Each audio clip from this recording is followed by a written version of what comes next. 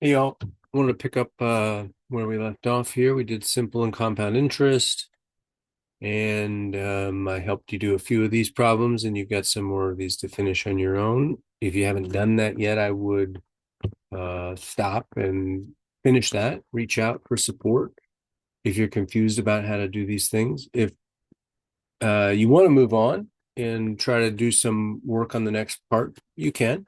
It's Monday and nobody's available to support, and maybe you just want to try to move on, even though you're feeling stuck with this.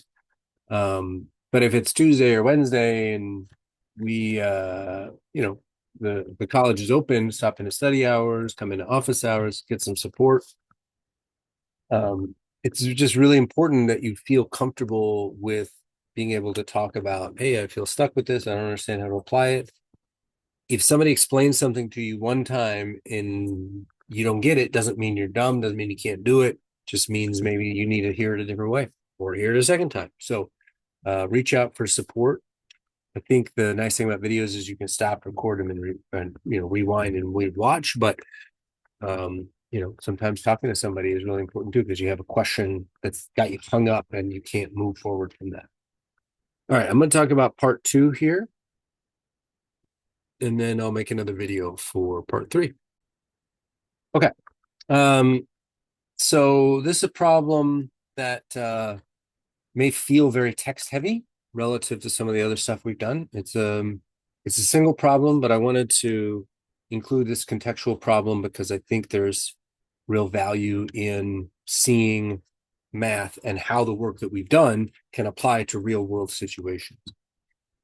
So I would pause here and kind of read all of the words that are written here because I think that they're useful. I didn't write the words. My colleague Michael put some work into kind of cleaning this up and presenting it differently than I had originally imagined, and I think he's written some really good sentences here. Okay, so I hope you stopped and read some of that. This is a real credit card statement, picture of a real credit card statement. It's from a little while ago, about a year ago. And first thing to notice about the statement is there's a ton of numbers here. And this is real life. I mean, one of the things about math class that's interesting is that we give you problems with exactly the right information. And that's cool because we're practicing doing math. But when we're solving real problems, we often can't begin to do the math until we are able to look at the information and parse through it and say what's important, what's not important. So on the side here, you'll see that we've got some kind of focusing questions, right?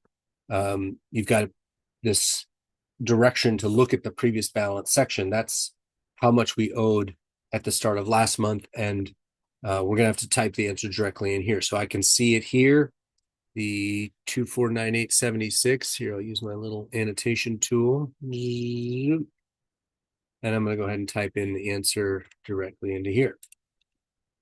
2498.76. Okay. Between purchases and adjustments, fees charged, and interest charge, how much got added to our bill this month? So it gives three sections to look at: purchases and adjustments, fees charged, and interest charged. And it looks like the only one of those numbers that's not zero is the purchases and adjustments. That's 100465. And then how much of our bill got paid back? 251520. Okay. I'm gonna go ahead and erase this little annotation here because it's not doing anything for me.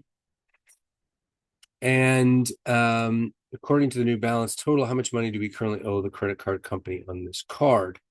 And just kind of out of curiosity, because this feels like I could just type in the number here, but if I'm making sense of this, I had this balance, I charged more money, and then I paid some back. And so I just want to see, and I'm going to use cell references. We're talking a little bit about cell references here. If I start here and I add this, because that was another purchase, so it's more money that I owed, and then I take away this number, yes, 988.21. So that makes sense. It matches what we said.